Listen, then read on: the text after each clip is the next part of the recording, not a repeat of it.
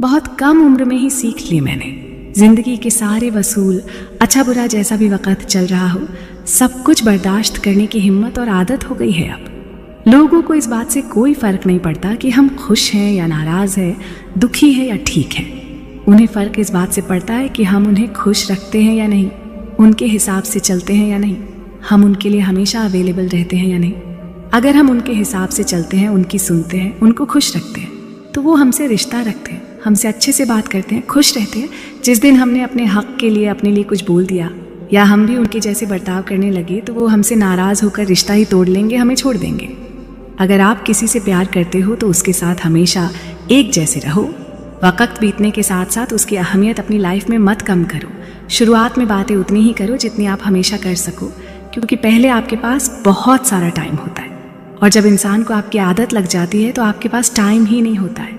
आपके लिए बहुत आसान होता है कहना कि टाइम नहीं है, लेकिन उस इंसान की सारी उम्मीद ख़त्म हो जाती है, वो अंदर से टूट जाता है, बिखर जाता है। अगर आप किसी के लिए इम्पॉर्टेंट हो तो वो आपको हर हाल में टाइम देगा, चाहे वो कितना भी बिजी क्यों ना हो। भले ही 2-4 मिनट बात करे, मगर करेगा, क्योंकि उसको आपकी फ़िक्र है, आपकी अहमियत का एहसास है कि कोई मेरे MSG कॉल का इंतज़ार कर रहा होगा। और जो इंसान आपकी कमी को महसूस ही नहीं कर पा रहा, अपनी दुनिया में बिजी है, उसके साथ रहना बेकार है, क्योंकि आप उससे अपना वक़्त मांग रहे हो जिसको आपकी अहमियत का एहसास ही नहीं, आपकी फ़िक्र ही नहीं। ऐसे रिश्ते में रहने से कोई मतलब नहीं, ऐसे रिश्ते से अलग हो जाना ही बेहतर है। साइकोलॉजी के अनुसार हमारा दिमाग नकारात्मक अनुभवों को सकारात्मक अनुभवों से 5 गुना अधिक तेज़ी से याद रखता है।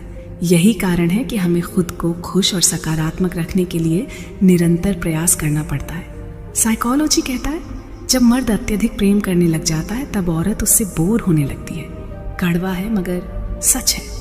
ससुराल आने के बाद एक औरत को पता चलता है कि ससुराल में सिर्फ देर से उठना ही पाप नहीं होता, बल्कि सोना, खान पीना, बोलना और तो और अपने मायके में फ़ोन पर बात करना भी पाप होता है। साइकोलॉजी के अनुसार कुछ लोग ऐसे बात करते हैं जैसे वे आपको खोना नहीं चाहते, लेकिन ऐसे व्यवहार करते हैं जैसे वे आपको रखना नहीं चाहते। दरअसल वो आपको अपनी खुशी के लिए इस्तेमाल कर रहे होते हैं। आपको ऐसे दोगले लोगों से हमेशा दूरी बनाकर रखनी चाहिए। जैसे सास ससुर को पसंद नहीं आता बहू का, उनके सामने ज़ुबान चलाना, वैसे ही बहू को भी पसंद नहीं आता सास ससुर का हर चीज़ में उंगली करना।